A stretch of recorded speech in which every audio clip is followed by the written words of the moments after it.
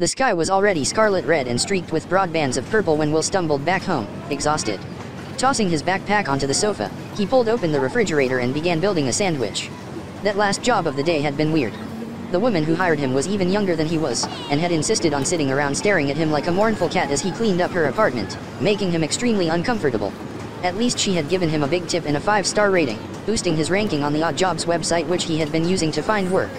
By now, he had done pretty much every type of job offered on that website, from removing cat urine stains, assembling IKEA furniture, to waiting in line for others at restaurants. He felt humiliated and sick in the stomach. A straight-A student, he had earned a sociology degree from a private college, but after graduating had found himself with limited job prospects and saddled with a mountain of debt.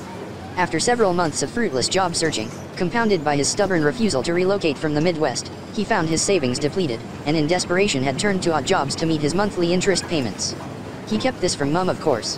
How could he possibly explain to her that he had gone to college only to end up washing dishes for others? A melodic chirp pierced the air, and he glanced sidelong at his glowing phone. It was his little sister texting him that she'll be back late tonight. Becky was his polar opposite, constantly clashing with Mum and not showing much interest in her studies. Rebellious, streetwise, and whip-smart, she had dropped out of high school and escaped to San Francisco to chase her entrepreneurial dreams, but returned after Mum got sick. Then, with a friend, she had started a successful business selling luxury children's clothing online, and now had more than 20 people working for her. So now it was Becky paying for all the household expenses, as well as for Mum's nursing home. She had even offered to help him with his student loans so he could focus on his job search, but he couldn't bring himself to take his sister's money. When she found out he was using that Odd Jobs website to find work, she had pulled him aside for a little talk. "You know, you're being very silly and stubborn, but if that's what you want to do, I'm not going to stop you. But at the very least, you must install a personal safety app on your phone so you can alert me if anything goes wrong. You never know what kind of people you might run into, and I've heard about muggings and assaults. Then why don't you just give me a job at your company? How would it look to the rest of my staff if I hired my own brother? Besides, you can't write code, and you know nothing about selling things online. Plus," she paused for a moment and gave him a wry smile, "you have lousy judgment." He had protested and scowled, but grudgingly installed the app anyway. Wolfing down his sandwich, Will shuffled back to the living room, collapsed onto the sofa and fired up his gaming console. This was the last vestige of his college life, a brief respite he allowed himself between back-breaking days spent working odd jobs and dreary nights spraying his resume across the far corners of the internet. He didn't even play much anymore. It was mostly about logging into the chat rooms and shooting the breeze with his online friends. He reckoned it was just about the only thing keeping him from being swallowed whole by the shadowy vortex of depression. Dimitri and hello Iron Lung. What's up? Will smiled as he switched over to private messaging.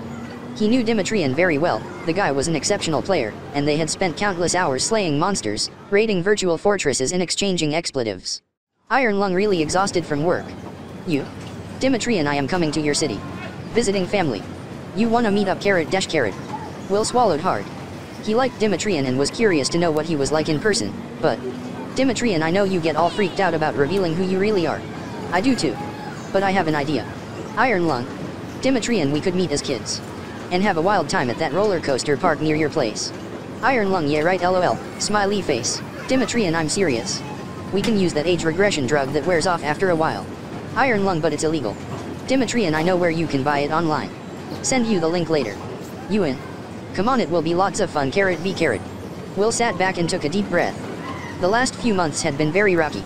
He felt lost, adrift, like he no longer understood how the world worked.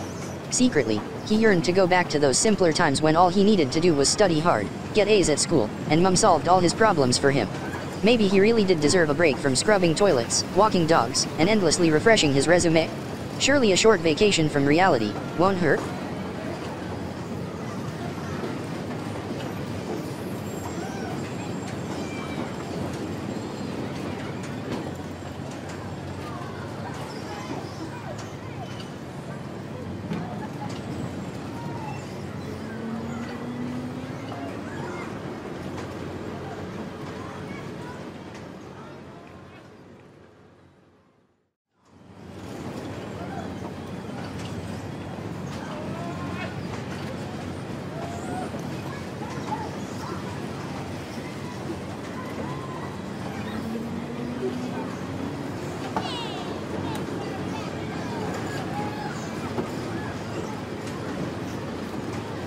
It was a crisp spring morning with a piercing blue sky.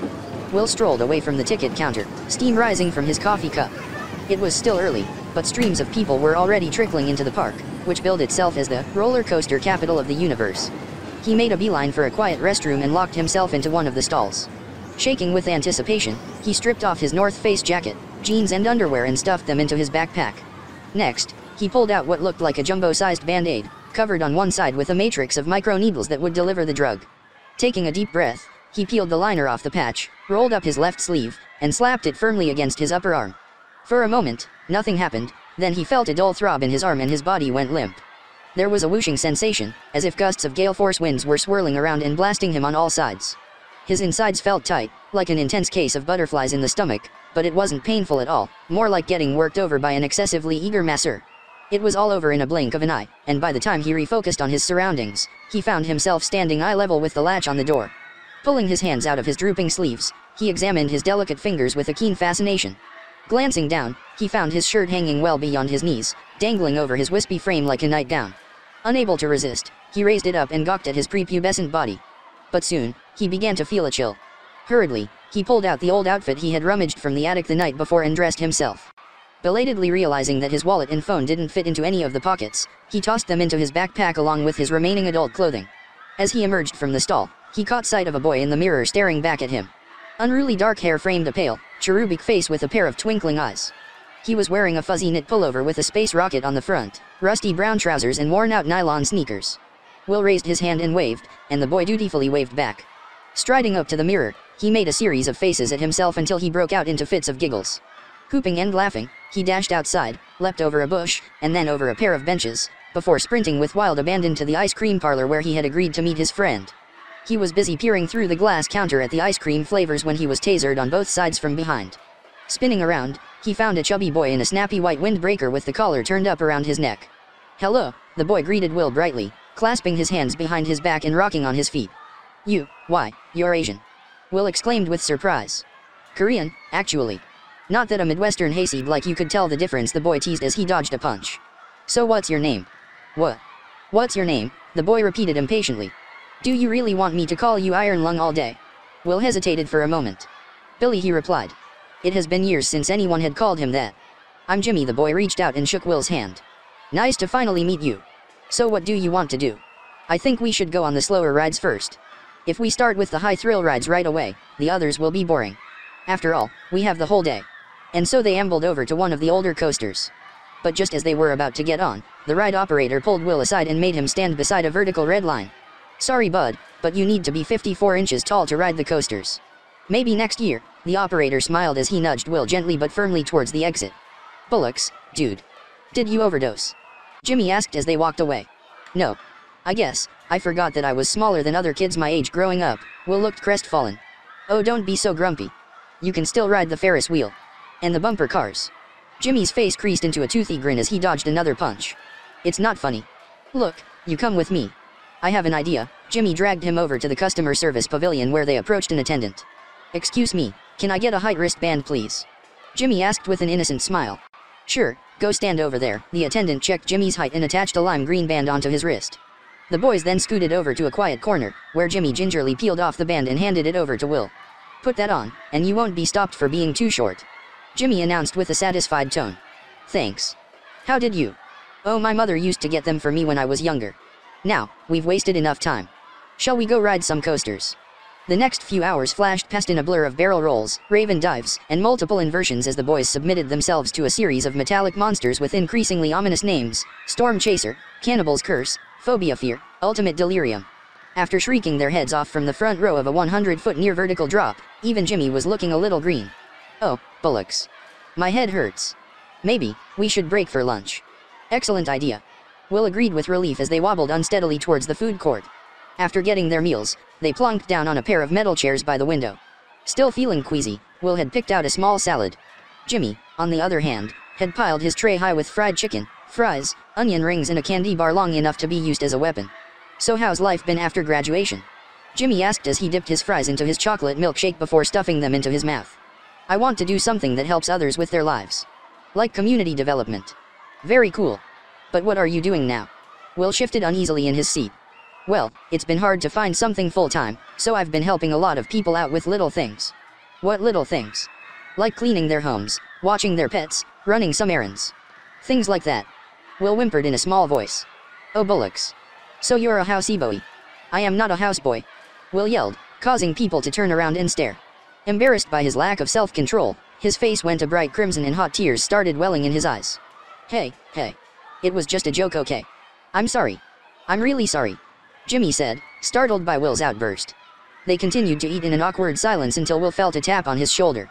Turning around, he found a man in a red blazer and security badge glaring down at him. Hello, boys. Where are your parents? They're waiting for us on the other side of the park. Will stammered. Nice try. I've been watching the two of you the whole morning.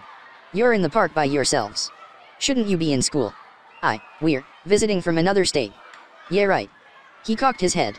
Now, which school are you from? The boys just stared blankly at him. Okay. Why don't you come with me back to the security center? Maybe you'll remember your school along the way. And don't even think of bolting. This is my park, and I know every nook and cranny. They followed the security officer to a squat cinder block building that also doubled as the lost and found. A few people were filling out forms on the counter, and an old heater hissed in the background. What do you have in that? The officer pointed at Will's backpack. Nothing. Just some clothes and stuff. Please open it for me. Thank you. And whose clothes are these? The officer pulled out Will's adult jacket and jeans. A wallet fell out, which the officer opened. Now who is William Taylor Orwell? He asked sternly as he held out Will's driver's license in front of the pair of boys. Will just stared back at him, not knowing what to say. He had never been good at thinking on his feet, and was even worse at lying. So, the two of you have been having a busy day, haven't you? Playing hooky in my park, and thieving. He placed the backpack on a shelf out of reach of the boys. I'm going to have to call the police and hand you over. They should arrive in about an hour to take you to the juvenile detention center. Now, go sit over there behind the counter and keep quiet. Will's heart thumped around his chest like a pair of sneakers in the dryer. If he grew back into an adult while in custody, he could end up in jail for illegal drug use. Fidgeting in his seat, his hands closed over the keys he had earlier stuffed into his pocket. The fob. With a flash, he remembered the argument he had had with his sister about the personal safety app. I just don't see the point.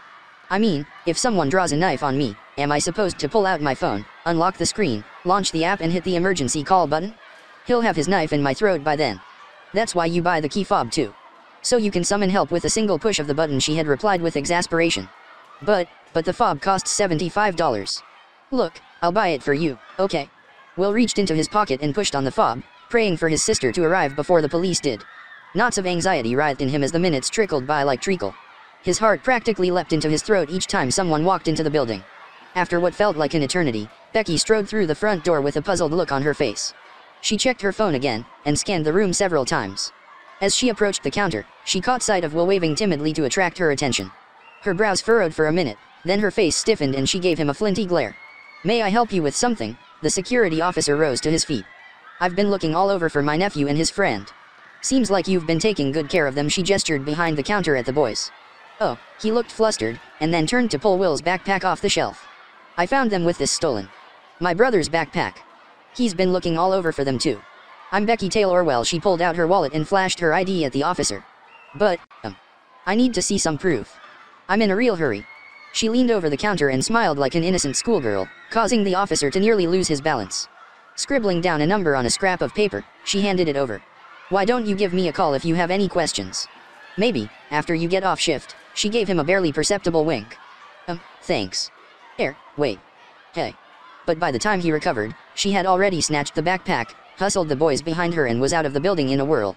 Will sat at the back of the car, watching as the streets and buildings zipped by in an unfocused blur. They had dropped Jimmy off a while back, and a chilly tension still hung in the air. There was a high-pitched beep, and Becky snatched a sidelong glance at her phone. How much longer before you turn back? A few more hours. Probably in the evening. Good. That should be enough. She swung the car around. Where are we going? To my office. The samples for my new summer collection have arrived. You're going to model them for me. What? No way. You scare the heck out of me, disrupt my busy workday, and make me speed through traffic like a bat out of hell, just so you could indulge your childish fantasies, she snapped. Don't you think you owe me a little something in return? Besides, I forgot what an adorable rugrat you used to be, and it's not like anyone's going to recognize you. Child models are expensive, and I know from experience that modeled clothing sells a lot better, especially the swimwear. Swimwear? Oh come now, don't be such a big baby. Did that drug affect your mind as well as your body? She laughed as a desperate flurry of kicks and punches rained down on the back of her seat.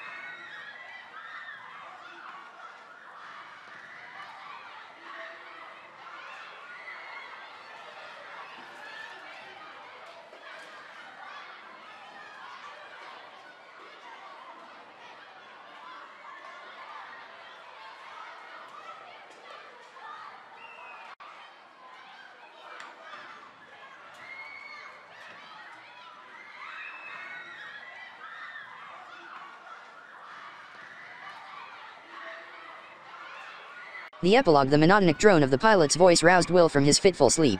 Grudgingly, he raised his seat back to the upright position and bucked his seat belt as the plane began its gradual descent. Outside the window, small glimmering cobwebs of light shone in the pitch darkness miles below. After returning to normal, he had tried contacting Jimmy to check that all was well, but hadn't received a response. His friend was probably so freaked out by the whole experience that he had disengaged, he thought with a sigh. A few days later, things had taken a bright turn for Will. He received an unexpected call from a recruiter, and after a couple of perfunctory phone interviews, found himself hired as a community manager for a game studio. The salary was generous, and all he had to do was moderate online forums and hang around inside various virtual worlds to help players who had forgotten their passwords, misplaced their virtual weapons, or otherwise resolve their petty disputes. Only downside was that while he could stay in the Midwest and work from home, he was still required to occasionally visit company headquarters. That was located in a mid-sized West Coast city infamous for its hipster vibe, which Will found offensive to his sensibilities. So it had been with a sigh of resignation when he opened the email invitation to an all-hands summer town hall meeting. Stepping off the skybridge into the airport, he strode with disdain over the geometric teal carpet that allegedly had its own Facebook page. Fortunately, his hotel, which touted itself as some sort of kitsch boutique, was blissfully normal beyond an abundance of purple roses in stone vases and the risque Athena poster hanging behind the lobby reception. The next morning, riding a streetcar into the office, he half expected to encounter phalanxes of huffing cyclists, dog parks the size of Olympic stadiums, and shanty towns of disheveled food trucks. But there was none of that. Instead, handsome brick buildings lined the leafy downtown streets humming with rush-hour traffic. The meeting had already started when he arrived at the industrial loft-style building, with reclaimed wood walls and artfully mismatched furniture. Someone was on stage droning long-winded corporate platitudes and circumlocutions, so he quietly wound his way through the crowd to graze at the breakfast buffet. As he bent over to examine a donut improbably topped with maple frosting and slices of bacon, there came a shrill shriek from the loudspeakers and the crash of a microphone hitting the ground. "Oh bollocks," the speaker cursed. Will nearly dropped his coffee. Whirling around, he stared at the heavy-set Asian man on stage fumbling with his microphone. He glanced at the program agenda, opening keynote, James Kim, President, North American Operations. After the speech was over, Will tailed the executive up a winding flight of stairs to the upper floor, where 4 enormous skylights flooded a catacomb of cubicles interspersed with gleaming glass walls. As everyone else was at the meeting, the space was eerily empty. Will watched as the man disappeared down a long corridor into a corner office. Taking a deep breath, Will approached the office, knocked and entered. The executive looked up at him from his desk with mild surprise. "Hello. I'm Will. Will Tail Orwell." "Hello, Will. Very nice to meet you." The man rose and shook Will's hand warmly. There wasn't the slightest hint of recognition. An awkward pause followed as Will struggled with what to say next. I'm from the Midwest," he blurted. "The Midwest? Oh yes, of course." The man broke out into a broad smile. "You came highly recommended. So glad to have you on board." There was another awkward pause as Will's mind went into overdrive. Then his eyes fell on a shelf stacked with trophies from what looked to be video game tournaments. Etched on many of them was the name Dimitrian. "I just wanted to meet you in person," Will finally said with a knowing smile. "Well, it was great meeting you too. Don't hesitate to reach out if there's anything I can do for you." The executive sat down and turned his attention back to the computer screen. "He's got quite the poker face," Will thought to himself as he left the office and ambled down the corridor past the empty cubicles. As he rounded a corner, he collided with a diminutive figure running from the opposite direction. "Billy," a familiar voice rang out. "I've been looking all over for you. What on earth were you doing in my dad's office?" Will stared down at Jimmy, slack-jawed. You're really a kid? Why did you?" he spluttered. Jimmy looked up at him with puppy dog eyes. "I'm an only child, and I have no friends at school. The other kids think I'm weird for taking classes 2 grades ahead, and refuse to believe I'm a top-ranked athlete. So they all gang up on me and call me Piggy and athlete." Will looked skeptically at the pudgy, pasty white boy. "I play video games competitively. It's called esports, and it's internationally recognized. I train for hours every day to hone my skills, and I've won lots of tournaments. But even though I've got many online friends, they are all much older than me." He paused for a moment, and then continued in a small voice. "All I want is someone my age who I can play with in the real world. Is that too much to ask?" Distracted and feeling a pang of sympathy for the kid, Will didn't even see the punch coming. Doubling over with pain, he felt Jimmy slap something onto his arm. There was a familiar whooshing sensation, and soon he found himself staring up at Jimmy, his pants and boxers pulled like a collapsed tent around his ankles. The water park at the edge of town just installed a new sky tidal slide with a 6G freefall and 30-foot vertical loop. "You're coming with me, right? You turn me back right now," Will demanded, somewhat unconvincingly in a faltering falsetto. "Why? You look pretty pleased to me, with that big goofy grin on your face." "I'll tell your dad." Will tried to turn and run, but tripped over his underwear and fell flat on his face. "Are you trying to get yourself fired?" Jimmy responded with an alligator grin. "And oh, by the way, I thought you looked really hot posing in those fancy Speedos on your sister's website." Will froze, his face blushing a deep red. "Oh, I'm so going to get you for that." He lunged at Jimmy, who danced aside with surprising agility. "You gotta catch me first." Jimmy grinned as he raced down the hallway with Will trailing behind him, slipping and sliding over his floppy loose socks, his black t-shirt flapping wildly like an oversized pillowcase over his twiggy body. Amidst overturned swivel chairs, upset waste paper baskets and scattered flurries of paper, the office reverberated with the boisterous sounds of boys at play, shouting, cavorting, yelling, romping, laughing. The end.